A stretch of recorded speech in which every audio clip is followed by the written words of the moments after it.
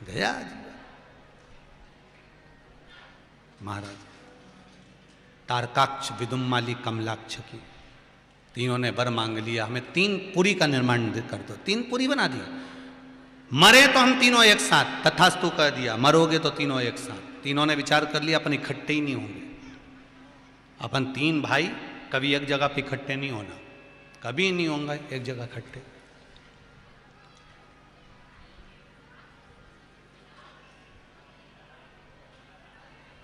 कभी इकट्ठे मत हो तीनों की तीनों। अब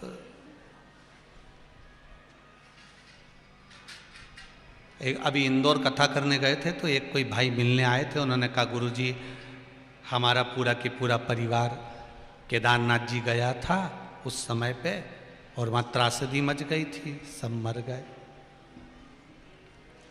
हमने कहा तुमने शिव महापुराण नहीं सुनी थी?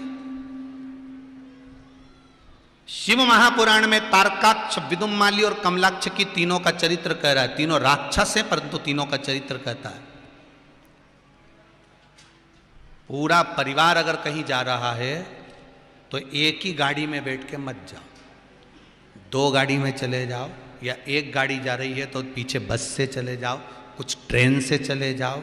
शर्म मत करो पर थोड़ा डिवाइड होकर जाइए, बट कर जाइए, ये शिव पुराण कह रही। तुम तो ऐसे कि एक ही गाड़ी में भरत जाओ सब। शिव पुराण से थोड़ा तो सीखो। कुछ चीजें सीखने के लिए होती हैं, हमारे जीवन में सिखाकर जाती हैं।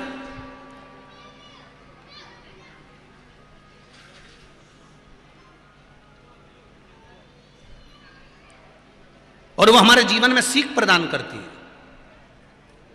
कि हमको इनसे कुछ सीखना है। अब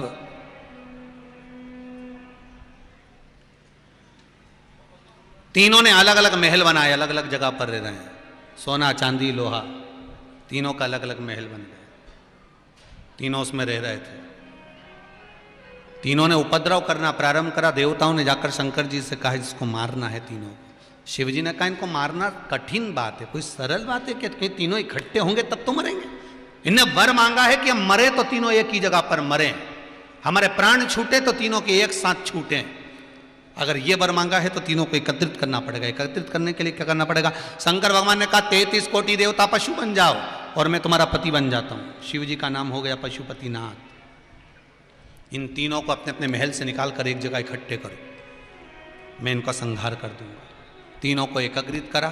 शंकर जी ने बड़े नंदी का रूप लेकर, बेल का रूप लेकर शंकर भगवान दौड़ते हुए आए। अपने दोनों सिंह तारकाक्ष और विदुम्माली में दिए। इतने में कमलाक्ष की नीचे से निकल गया और कमलाक्ष की ने निकलकर फरसा उठाकर शंकर भगवान का सिर काट दिया। जैसे ही मेरे शिव जी का सिर कटा, शंकर का कटा हुआ सिर नेपाल में जाकर गिर गया। धड़ केदारनाथ जी में रह गया। केदारेश्वर जिसका नाम पड़ गया। भगवान शिव को लगा अगर ये आज नहीं मरे तो कभी नहीं मरेंगे। शिव जी अपने असली स्वरूप में आ गए। उसी केदारनाथ जी में से शंकर प्रकट हो गए और प्रकट होकर शिव जी ने त्रिशूल लिया। तारकाक्ष, विदुम्माली को आगे के भाग से मारा और कमलाक्ष की को त्रिशूल के पीछे के भाग से मारा।